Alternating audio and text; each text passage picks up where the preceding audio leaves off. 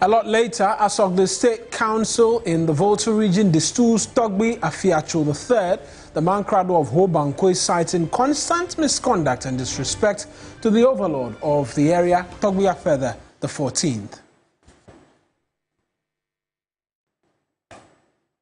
Well, hello there. It's good to see you here on the Good Friday edition of News Central. I'm Kemini Amano. And I am Mawina Egbeta. The bulletin starts right now.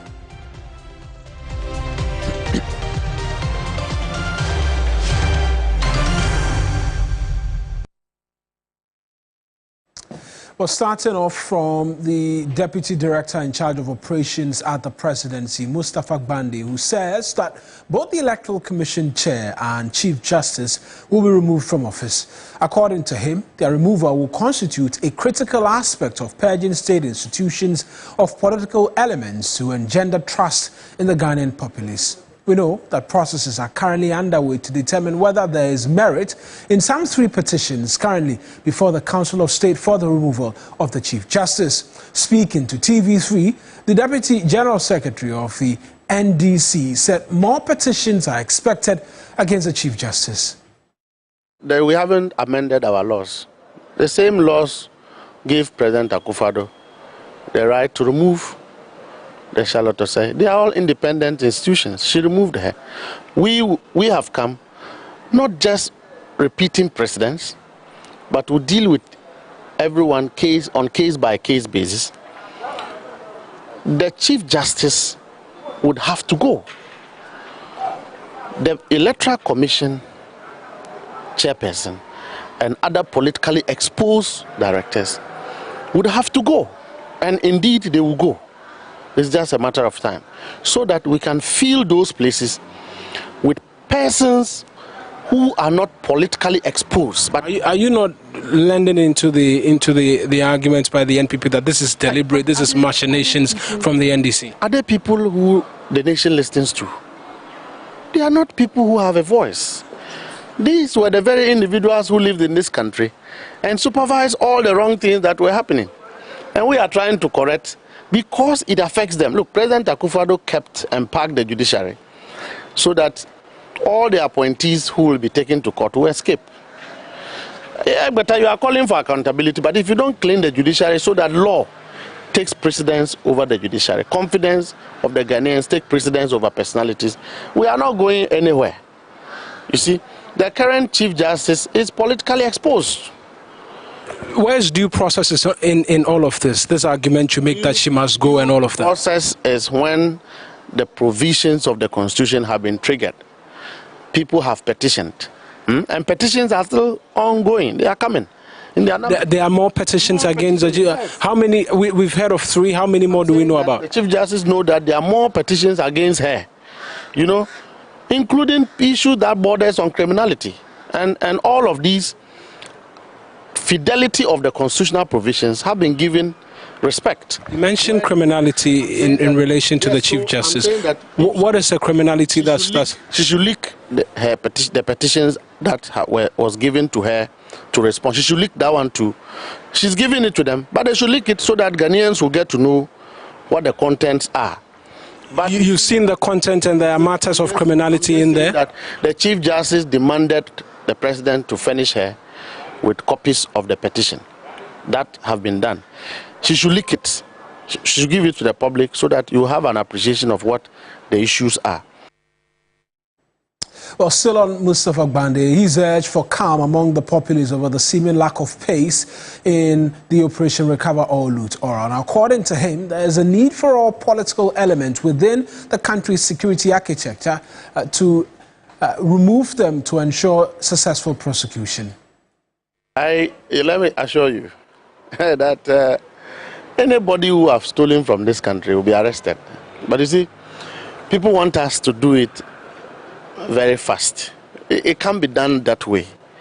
Because, look, if you go to NIB, there are elements there at the analysis who are MPP people. And all they do is to leak information. Okay? If you go to some of these sensitive institutions, people are still there who are leaking investigative informations. So if you start without cleaning up the place, you are fighting an already defeated cause. If you don't have evidence to prosecute, don't arrest anybody. Nobody will be persecuted. But let me tell you, any individual who have been found to have or have been believed to have done something wrong to this country will have the test of the law. And we have to allow that to happen so that the political class will have some fear even when they are going to commit some crimes. Look, the MPP led by Penyoma is not their grassroots, because the cause of calling for justice and prosecution involve even MPP people who are Ghanaian.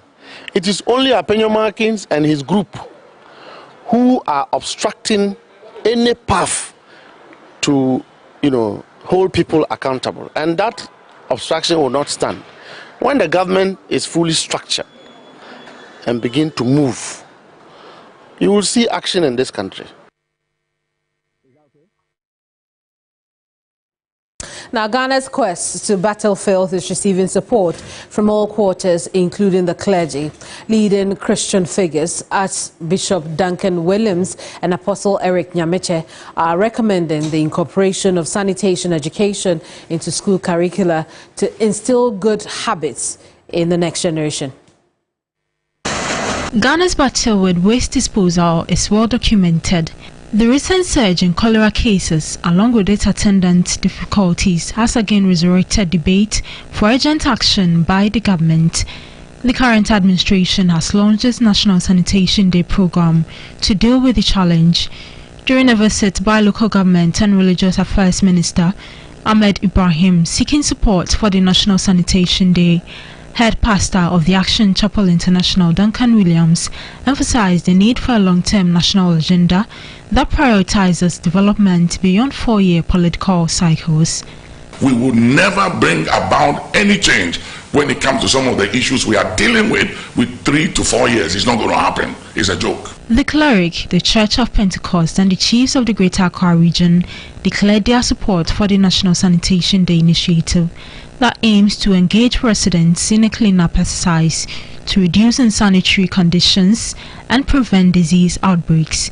Let the president know that we are very much in support of this initiative. Definitely we will speak to all our churches and our pastors and bishops all across the country to add the message of sanitation to our Sunday messages to help the people. It is a laudable thing for the president to think that we need a sanitation day.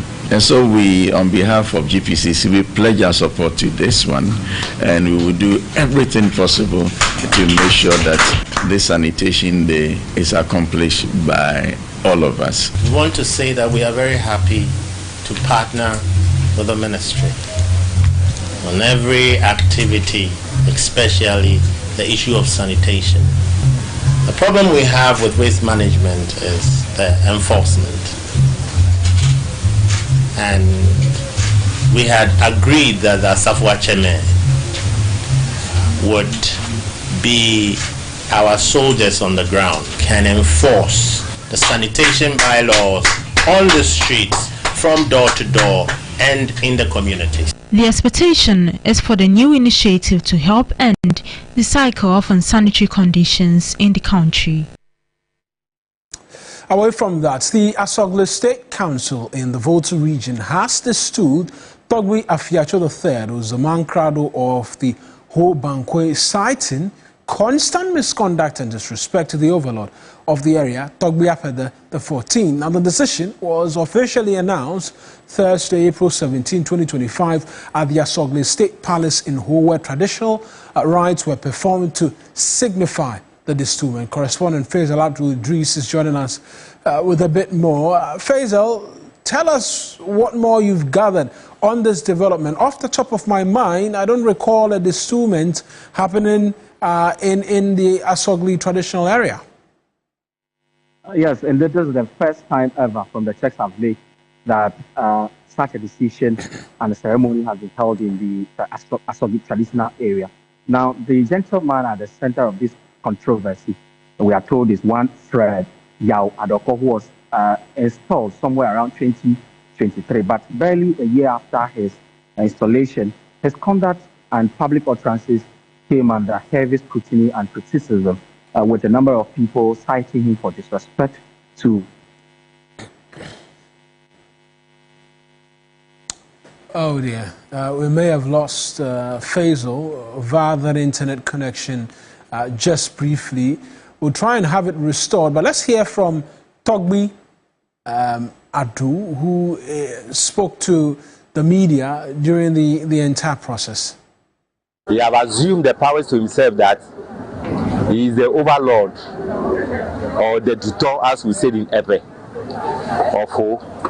So Togbe afraid that the Agbogbo is under him.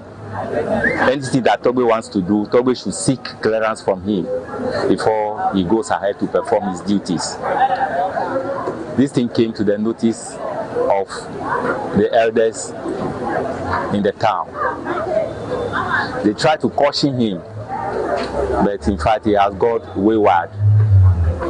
Anyone who wants to advise him, then you also have his share of the pound. He even went to the stand, writing all sorts of defamatory matters about Togbe and the Asogli states. Some are on the social media. You yourself too have some of them because you have been interviewing him on your media houses or on your airwaves. So it has reached a point where Togbe have seen that enough is enough, because he have invited him so many times that he wants him to sit as child and a father so that they talk over issues. But he is saying that he have a case which he wants the whole world to hear. So instead of him coming down to allow Togbe and the elders to settle this matter amicably in the room, he has come out with it. That's Togbe Adu Bobby the fourth, Afetofia of the whole Bawku area. Faisal has rejoined us. Faisal, you were seeking to explain to us really what's happened. We've heard Togbe Adu Bobby the fourth explain some of it, but get us into details as to really how all of this has traveled up until this point.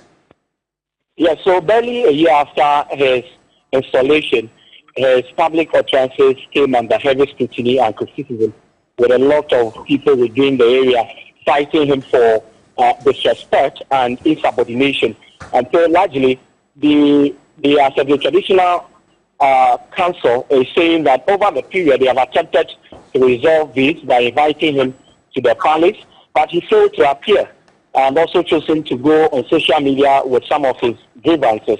Somewhere last year, October, some key mothers of the Bawku area embarked on a street protest and also submitted a petition to be after the calling for his removal. They also indicated in that petition that last year, during a disagreement between himself and one other queen mother, he allegedly invoked the gods of the land on the queen mother. That is, in a way, trying to curse the queen mother, which they say is an abomination and has been unheard of. And so after what the council described as an exhaustive consultative process, yesterday they arrived at the decision to officially bestow him and undertook that ritual at the forecourt of the Asogli State Palace here in Ho to bestow him. And that is to say that he is no longer known as the Afiachua of the Asogli traditional area, but now known by his private name, that is Fred Yao Akodo. That is what the traditional council is saying. And what happens going forward when we expecting processes for a possible replacement? What happens now?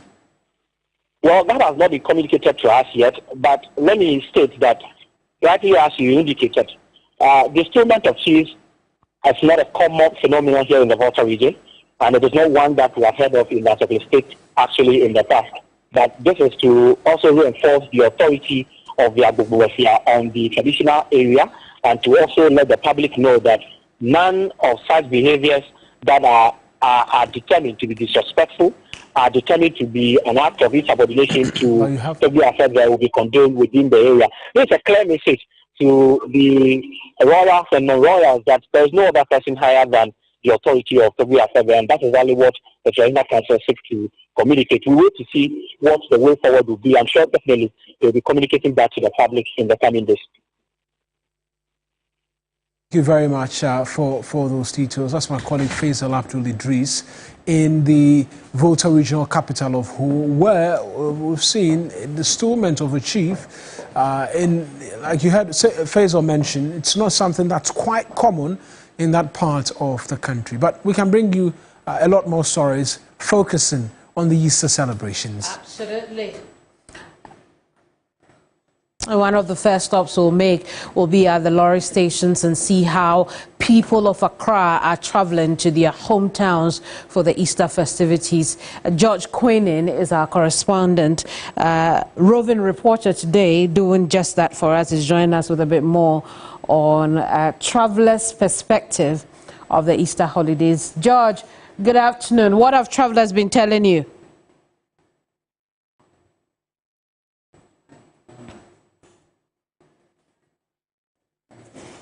Hello, George. Good afternoon. Tell us where you are and what's happening there.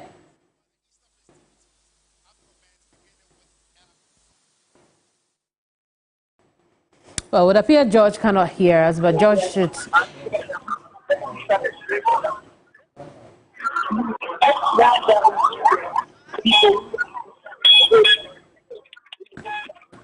George, I believe you can hear me now. Talk to us about where you are and what the travelers have been telling you.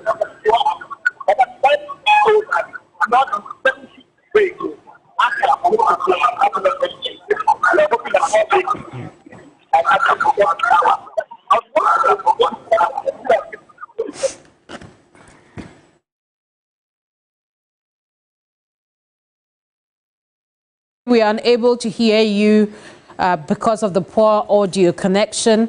We'll fix that and then re-establish connection with you.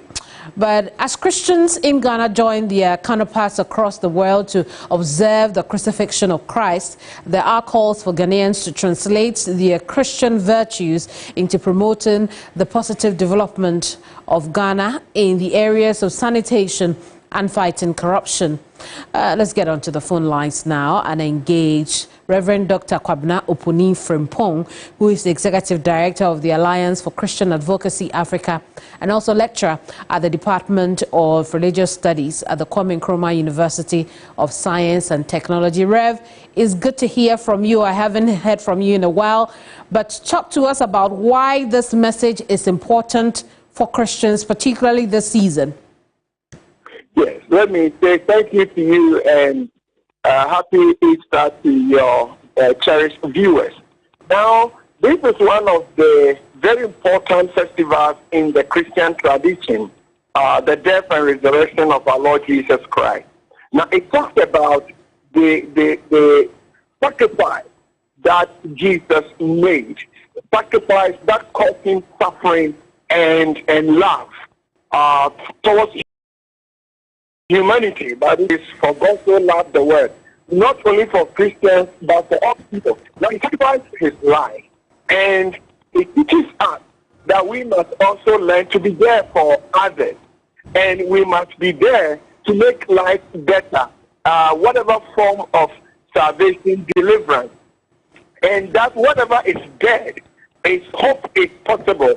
Life can come back, even if with less part of us. And as a nation, those of us who are Christians must focus on our relationship with God in times like this and draw closer. But the nation must also consider aspects of our lives that we may want to consider dead, moral side of our lives. Now we are suffering from what I want to call politics of retaliation. We need to address this part of us during this Easter. Easter tells us that we can make sacrifices, we can suffer for the sake of others, and we can provide genuine service.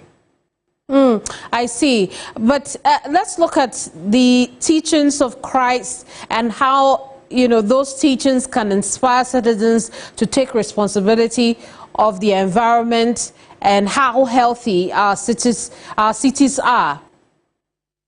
Yes. Now, the moment you raise the values I've raised earlier on, issues of sacrifice, issues of being available to suffer for the sake of the betterment of others, going out to serve others in love, in humility, then whether we are into environment, whether we are into family life, whether we are into governance and public service, these are key principles that we need, that we should be able to suffer for the sake of the unborn generation, especially environmental challenges that we are going through.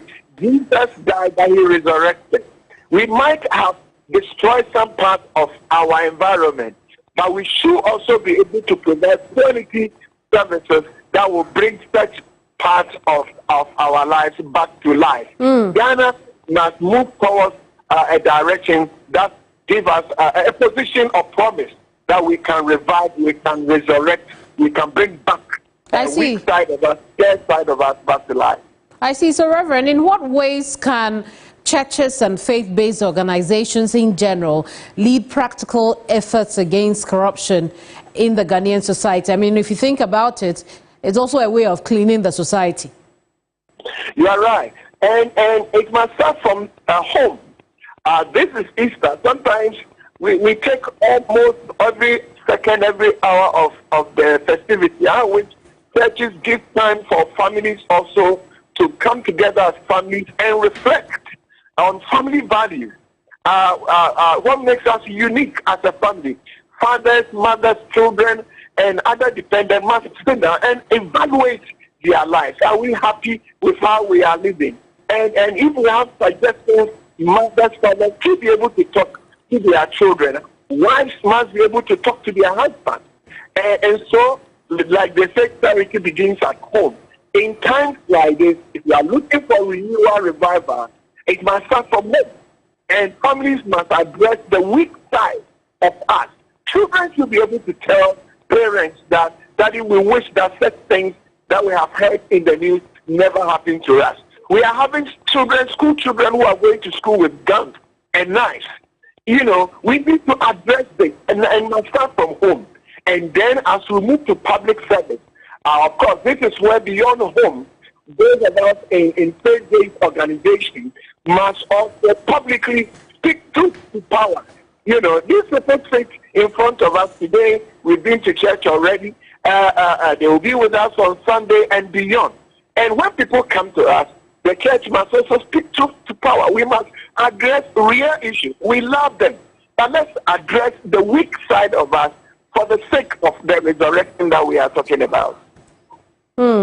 I see. Reverend, just one last quick one and then we'll leave it here for today. How can Ghanaians in general translate their faith into civic action, especially in addressing environmental and ethical issues? Is that even an easy thing to do? Is it clear? This is the only nation we have. If we have had, say, 3, 4, 5 countries, then I will say, oh, it is difficult, it's hard. So let's throw it to the bin. But this is the only country we have.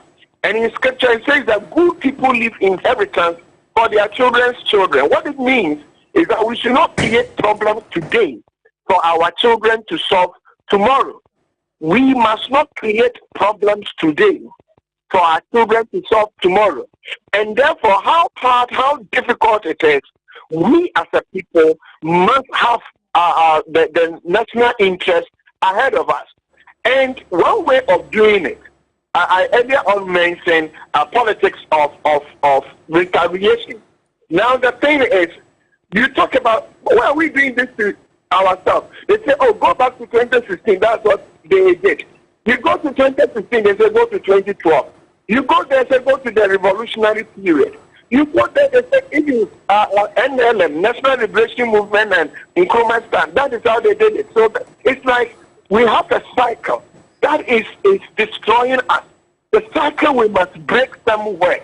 So my answer to the question is, let us heal the wounds in our past. Let us heal the wounds in our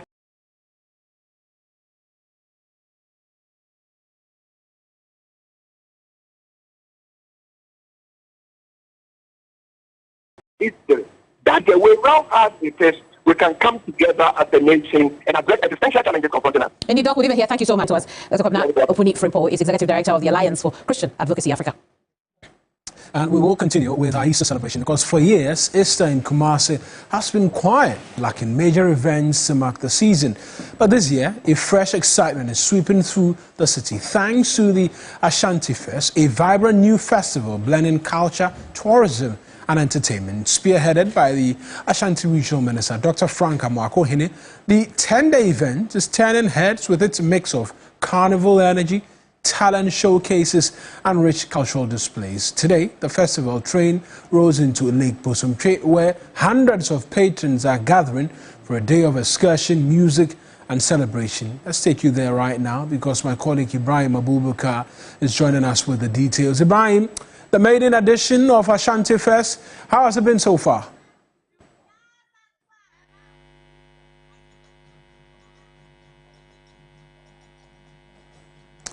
Ibrahim, I'm asking if you can tell us about the maiden edition of AshantiFest and how it's been going so far. Well, Mauna, I can tell you that so far so good. In fact, this festival started on April 12th and expected to end on April 26th. But it has come with a line of activities, interesting activities. In fact, we also have our version of the Kwahu Festival for the Easter festivities. Now we have a lot of activities. It started with cleanup. We had football galas, quiz, inter-school quiz competition.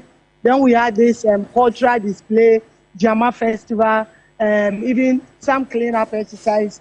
And then we have even the Kumawood night, which even Hannah, the fallen heroes of Kumawood. So a lot of activities that have been lined up. Today is about Lake Festival. Hundreds of people have been transported from Kumasi to Bosomtwe, Abono to be specific, where the Lake Bosomtwe is situated. Just so we'll be able to boost our culture activities. But we've had, like I said, food fair and other things, and these activities has come to light up Kumasi, and also people, or say patron, are yearning for more. But at the cultural center where there was a food festival and also other cultural activities, the Ashanti Regional Minister, Dr. Frank Amoako-Hene, has been assuring the people of Kumasi that the AshantiFest is here to stay and they will do everything possible to unearth talent and also contribute to the economic activities of the region. Let's listen to what the minister has been telling us. Our scope when it comes to food is becoming limited, and we are westernizing most of our foods. Our local dishes are very healthy, and if we are able to promote same, should be able to promote the food industry and be able to even grow the local economy. The whole concept of Ashanti Festival was to be able to bring up the talents within the various sectors and how we will be able to get each of the sectors to complement each other, to be able to maximize the potentials we have within the local economy. AshantiFest has come to stay, and I'm pleading with you all to help us make sure AshantiFest succeeds and is successful in the years to come. Ibrahim, I know you've mentioned that people are being bused to the Lake Bosomtwe area. Just talk to us about how economic activity there is impacting on the local economy. Well, obviously, people are cashing in, or I'll say cashing out, because, like I said, hundreds of people have already gone there to celebrate the Easter festivity. And obviously, when you get there, you buy one or two things. So both owners, those who are selling food in the area, and they are excited, and they are even hoping that this will be done often so that they will not be left out. We all do know that Lake Bosomtwe is one of our major tourist sites, not even in Ashanti region alone, but in the country. But the minister, as part of this activity, is also trying to rake in more revenue, bring in more investment, so that we will be able to cash in the area. I engage with some of Right, Ibrahim, let's hear from the patrons. I'm sure, well, I get the indication we do not have that. We'll bring that to you subsequently. But that's my colleague Ibrahim Abubakar, where the connection to him just at these last parts there just got a little messy. But Ibrahim, nonetheless, bringing us details of AshantiFest. Excuse me. The Ghana Tourism Authority is hoping to increase paragliding flights from 138 tandem flights to 200 this year on the Ojuanoma Mountain as the annual Kwahu Easter Festival kicks off in full swing. Correspondent Yvonne Ikwe reports more women are braving their fears to enjoy the once-in-a-lifetime breathtaking experience of soaring through the clouds above the scenic Kwahu landscape. Yvonne Ikwe is joining us for a bit more on this story. Yvonne, good afternoon to you. Talk to us about the peak of Easter celebrations in Kwahu. Well, Kennedy, I texted to you it's a slow warm-up to the Easter festivities in Kwahu here. I'm currently on the Ojuanoma Park where the official event is going on. But like I said earlier on, I've seen a number of thrown tourists already. This year particularly, I've seen a higher number of women braving the odds to do the flying. They're excited about it actually, especially when we're seeing a number of locals as well. They've been telling me exactly how they feel about the entire experience. Let's listen to them as they share their experience. Unfortunately, we can't listen at this time, but Yvonne, tell us how more women are taking part in the activity now. Well, if I get you clear, you're asking about the economic activity. If that is it, rightly so. Like I said, we're yet to see a huge number of people up on the mountain yet because a number of them are still outside their indigenous area.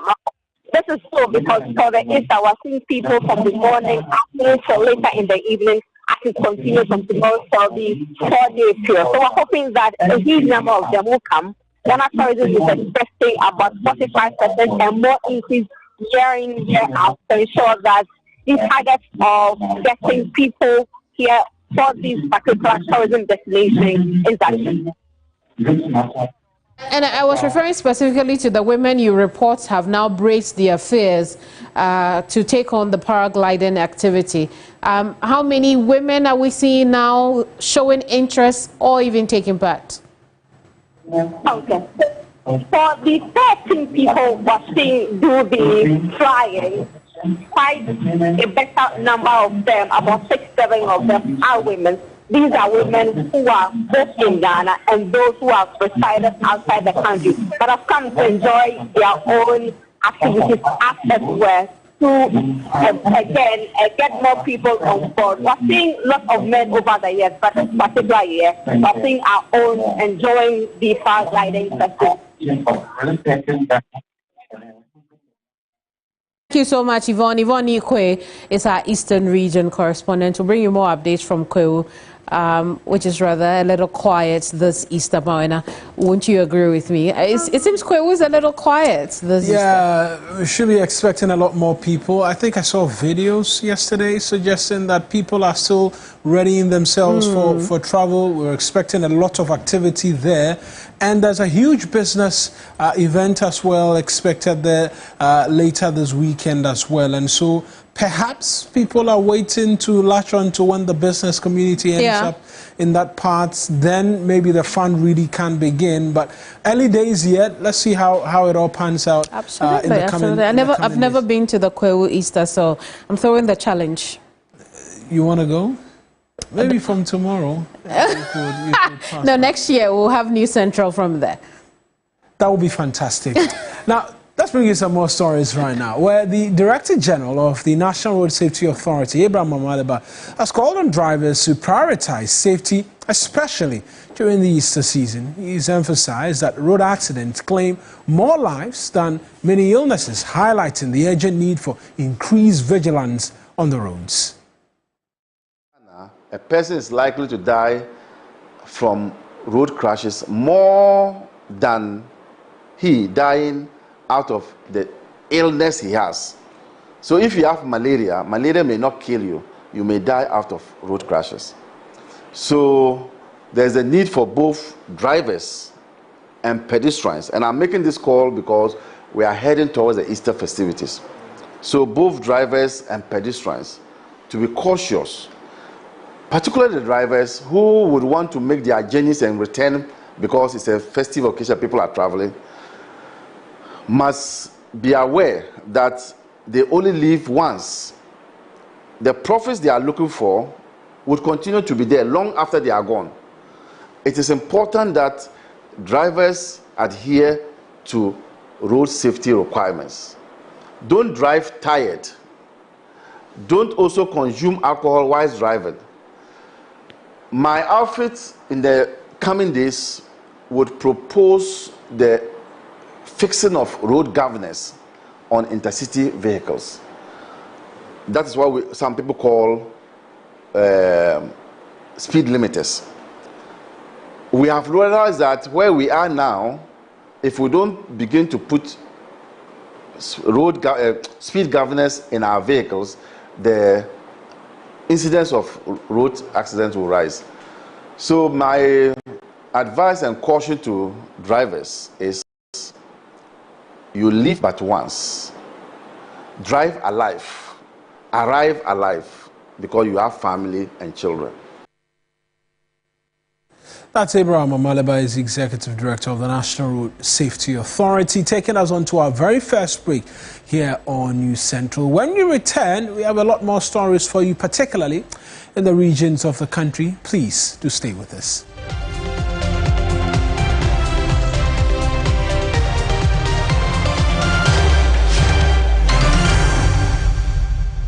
Please do stay with us.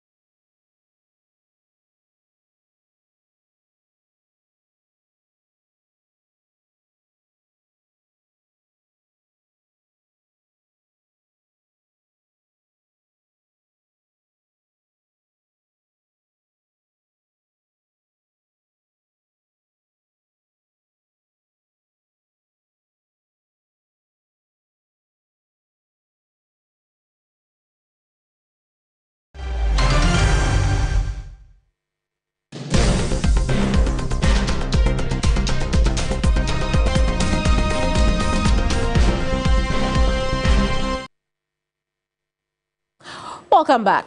Now, the Northeast Regional House of Chiefs is urging government and the 9th Parliament to expedite action on the passage of the Anti-Witchcraft Bill into law to criminalize witchcraft accusations and related offences. According to them, people accused of witchcraft, mostly women, were often subjected to various inhumane treatment, hence the need for a law to defend and protect such people.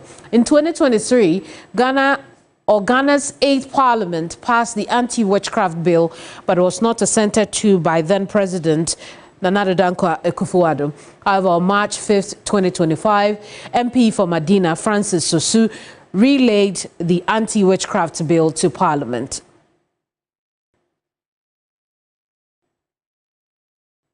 Let's stay a little longer on this development and engage with our Northern Region correspondent, Christopher Amwako. Christopher, good afternoon to you. Chris, we know the Northeast region has a witch camp at Gambaga. How are the traditional authorities collaborating with civil society groups to ensure that their voices are heard, they're seen with respect to the passage of this bill?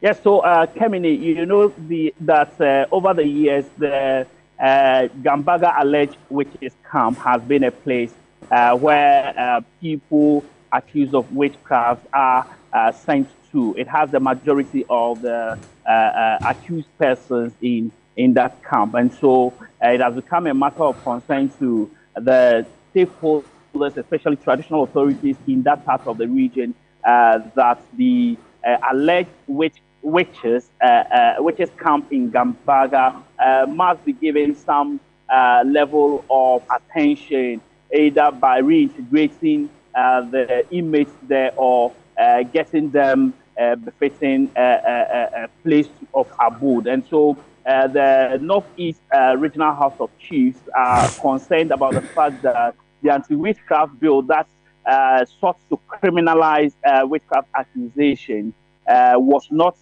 ascended to by the president, and so once it has been relayed in Parliament, they expect that the Parliament will fast track its consideration and passage for government, that is the executive, to also assent to it, so that it will take its full course to criminalize persons who wrongfully accuse others of witchcraft accusation. Songtaba has been working in this regard with the traditional authorities, and they have been engaging them and telling them the need for them to also support the drive for the passage of the Anti-Witchcraft Bill into law. Let's take a listen to what Songtaba has to say on this. Witchcraft accusation, issues of child marriages, and livelihood support for women were the center of what the Queen Mothers needed attention to work on.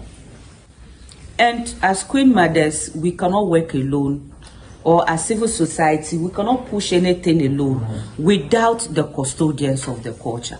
The issues that are affected with witchcraft accusation. We have issues of banishment. We have issues of sometimes lynching. I'm sure the story of Madame Ikuya still lingers with us, because issues of witchcraft is quite deep-rooted in our culture. And for such things, it is the traditional authority who needs to come in strongly. And so as chiefs, our utmost responsibility is the protection of the people within our jurisdiction. And so we need your collaboration. Indeed, Christopher, let's talk about the general state of people accused of witchcraft in the northern region, what it looks like now, particularly at the camp. What's happening? Yes, Kemini, it is very bad, even though they have had some support coming from civil society and non-governmental organizations in terms of food and clothing. But when it comes to their general livelihood, it's something that is not good to write home about. If you go to a place like Ngani, where it's an open place for these alleged witches, it is very pathetic to see the kind of life they live there when it comes to even sometimes feeding. It is very, very difficult for them. Some of them are very old, and so fending for themselves and doing other things for themselves has become a major challenge. I visited the Ngani witches camp and the Kuku alleged witches camp in the Bimbila area. These are places that when you go, you see them, you feel so pathetic about the kind of life they live there. So it's about time that Parliament considers this bill that has been relayed by the Member of Parliament for Medina. It's about time that when Parliament considers and pass this bill into law, probably this government will see to it that it becomes is fully implemented, so that the issues of witchcraft accusation that we have in this part of the country will be minimized, if not stopped. Christopher, we'll leave it here for now. Thank you so much for talking to us. Christopher Mwako is our Northern Region correspondent. From the north to the west, where Regional Minister Joseph Nelson has called on the Western Central Police Command to recommit to fighting illegal mining galamsey without compromise. At a meeting with police leaders in Takwa, the Regional Minister warned that Ghana's food security is under serious threat, likely due to the devastating impact of galamsey on water bodies and arable land. Because ultimately, it will come to hurt all of us. And it's already hurting. The diseases and, all the negative effect that this menace is wreaking on our lives. You may not be directly engaged, with the effect of this distraction.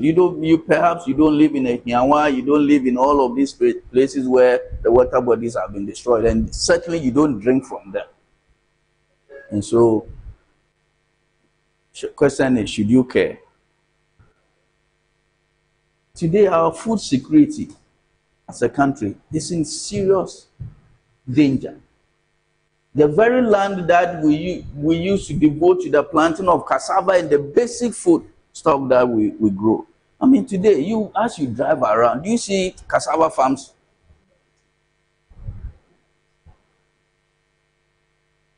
It's terrible. Our hearts must bleed when we see these things. And that is why when I hear that, some of you are compromised, you go there. Just this evening when I was coming, somebody called. Now these days the police come, every site they are taking 3,000, they are taking 2,000. I'm like, it may not be true, but Commander, and some of them are also very true.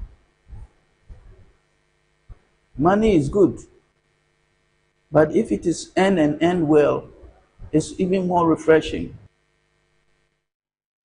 Now, the overlord of Mampurgu, Nairi Na Bohagu Mahami Abdullahi, urged President John Dramani Mahama to enhance security in Bawku and surrounding areas following recent attacks.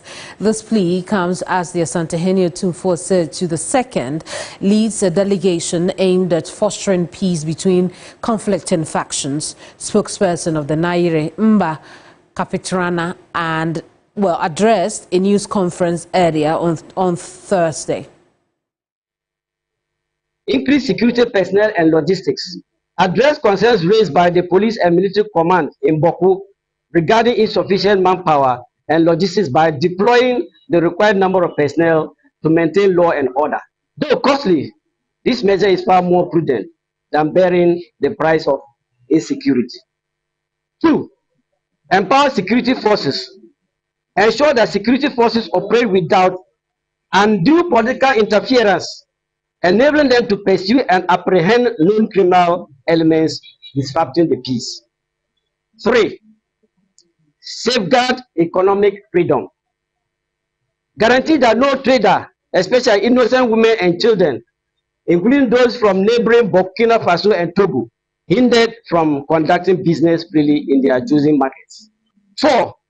Protect critical institutions. Shield essential institutions, including banks, hospitals, and service providers of water and electricity, from the disruption instigated by criminal activities to avert undue hardships for citizens. from spokesperson of the Mamprogo Overlord. This is News Central. You're live on TV3. We'll take a quick break. When we come back, we'll bring you more stories. Don't go away.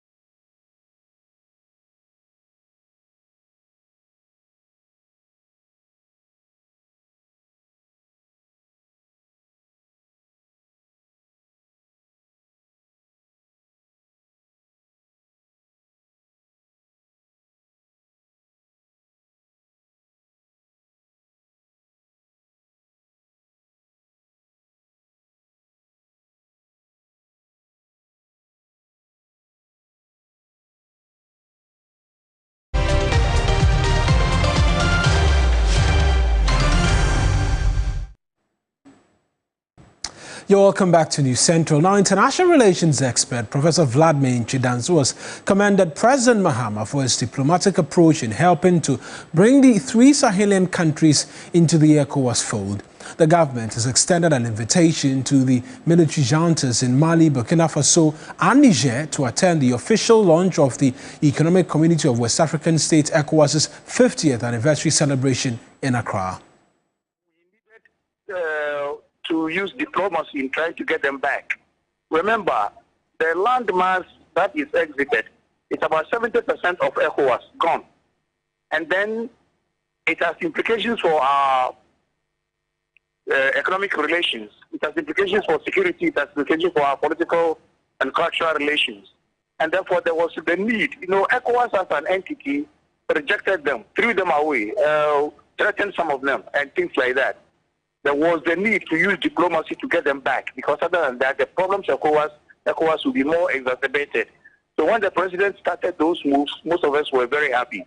And then the invitation, it's not coming from ECOWAS, mind you. ECOWAS has already committed itself to rejecting them one way or the other, you know, or punishing them for having coups.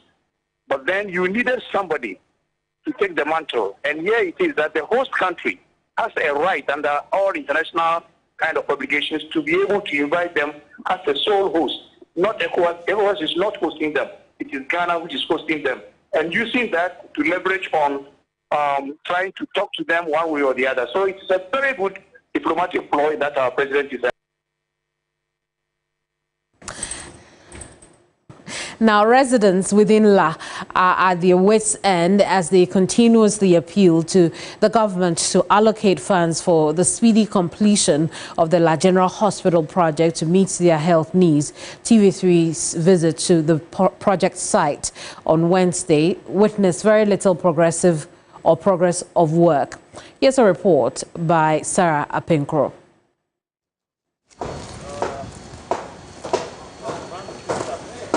Promises made to complete the La General Hospital by government is beginning to sound like a cliche as residents hit their wits' end with frustration on the slow pace of work on the project. The reconstruction of the hospital has lingered since 2020 after the old facility was demolished, and it appears there is no hope in sight for its completion. Construction work started in 2022, but due to funding deficit, the project is moving at a very slow pace, making residents more anxious of their fate in seeking medical care within their vicinity. The last time the news team visited was on February 7. It's been months since we last visited the La General Hospital project site, and as you can see, work is not so impressive. This is the current status of the ground floor and OPD. The staff accommodation block is almost completed, while work slowly progressing on the first floor of the project. There was no official on site to speak to the current status of the project, but residents allege the contractor is yet to be paid after raising an interim payment certificate. Very frustrated because I don't go to hospital at any places. I just take medication. But if this place is supposed to be done now, I would probably have been here to maybe do checkup or something like that. Say the aircon too slow. Say can buy the initial company to me account senka. Ombo modern baby or benyas kenny bibiano na. On pen on fan complete my. It's been too long. They should just complete it for us. We plead with the government.